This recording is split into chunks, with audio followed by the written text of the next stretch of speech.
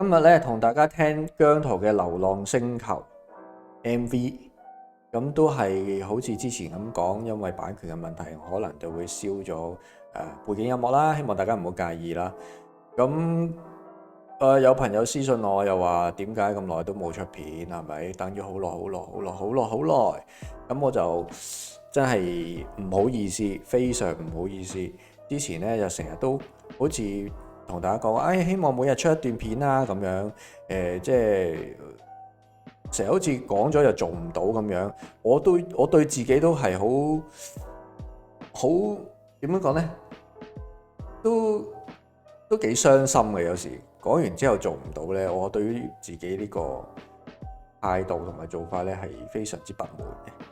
咁奈何原來有好多嘢唔係自己可以控制到啦，呢個就係重點咯。係啦，我自己安排啲時間又安排得唔好啦，自己有時又太攰啦，身體唔係太好啦，咁嗰樣嘢啦，咁好多朋友真係非常之好，就係話，喂，阿 King 你唔使擔心，真係你想出片咪出片咯，呢個 channel 你噶嘛。喂，我真係聽完真係好感動，係好感動，真係我自己都冇諗過呢啲嘢，只係我成日心裏面諗就係，我究竟有啲咩可以帶俾大家呢？即係有時唔好話歡樂啊，有時帶一啲資訊性嘅嘢啊，或者係娛樂性嘅嘢啦，咁樣我都係我能夠做到嘅嘢嚟嘅喎。如果我可以做到，而我唔去做，我就覺得對唔住自己。咁希望大家唔好介意啊，真係抱歉。好啦，唔講咁多嘢啦，我就即刻聽歌先。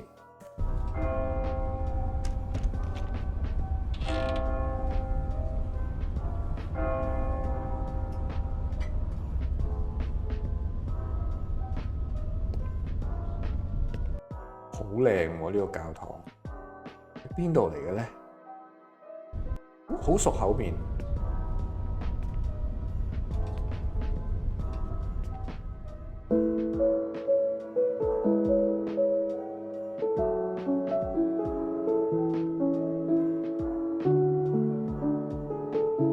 我好想喊。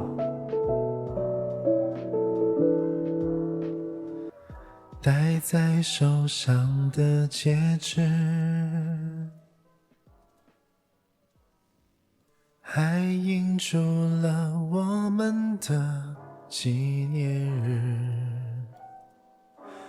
我去了好几个城市，想象和你住在小房子，过着平凡的日子。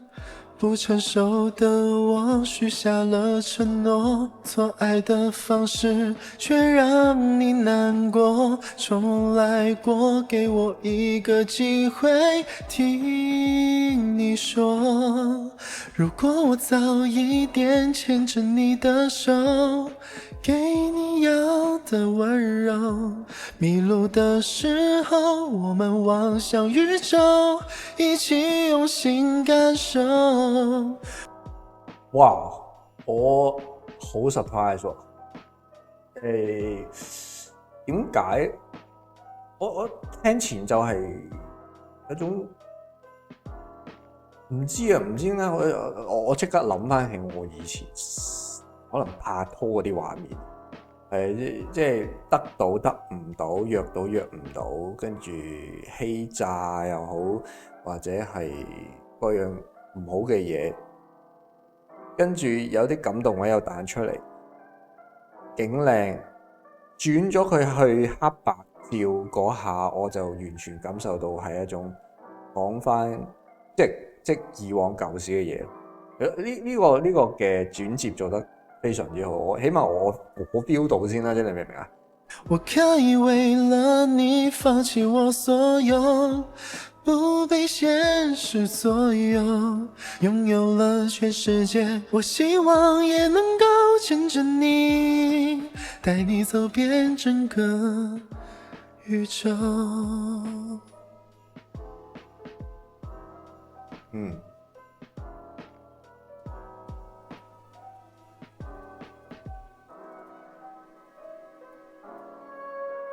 也許曾經我許下過承諾，表達的方式沒想的太多，這首歌給我一個機會跟你說，如果我早一點牽着你的手，給你要的溫柔，迷路的時候我們我成日覺得姜濤就算佢發嬲個樣，佢都唔似係嬲咯。望向宇宙，一起用心感受。我可以為了你放棄我所有，不被現實左右，擁有了全世界。我希望也能夠牽着你，帶你走遍整個宇宙。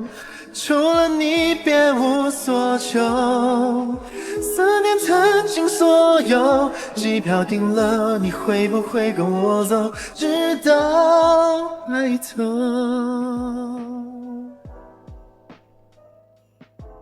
我好希望呢首歌嗰個結尾係我想像嗰種 expectation。Please。你離開了以後，我一無所有，流浪孤獨星球，迷路的時候，不敢望向宇宙，為你如何感受。你離開了以後，我一無所有，流浪孤獨星球，迷路的時候不敢望向宇宙，沒你如何感受？我可以為了你放棄我所有，擁有你就足夠。我答應你會把以後留給你，捉緊了就不會放手。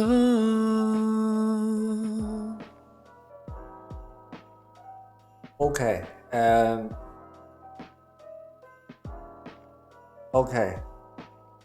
睇完，哇，其實係有幾樣嘢想講嘅。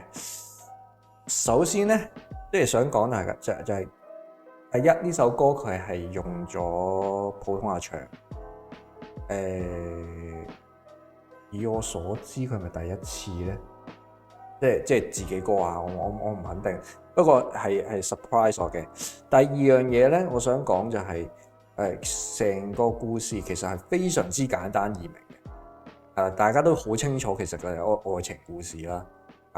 咁頭先佢呢度咧，想拉翻俾大家睇先。呢個畫面係好靚，個教堂好靚。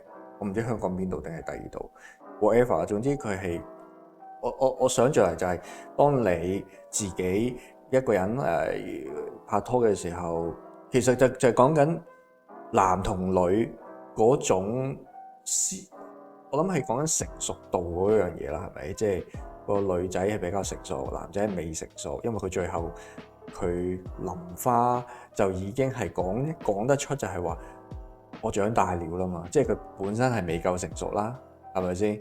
咁佢用淋花去比喻我而家已經係長大咗啦咁樣。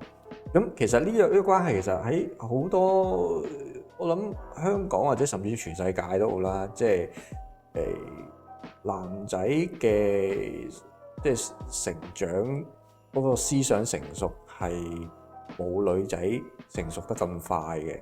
即係我諗講緊廿零歲嘅時候咧，尤其是可能女性就已經喺度諗定將來啊，點樣可以有一個美滿嘅家庭，但係男仔可能仲係好玩啊，即係仲未玩夠啊，或者總之係未夠成熟嘅。咁好多時就係個 timing 唔夠嘅情況之下，就個女仔會覺得個男仔唔夠成熟，而覺得唉，我仲好唔好同呢個男仔去共度餘生呢？定係還是揾第二個比較成熟啲嘅男仔呢？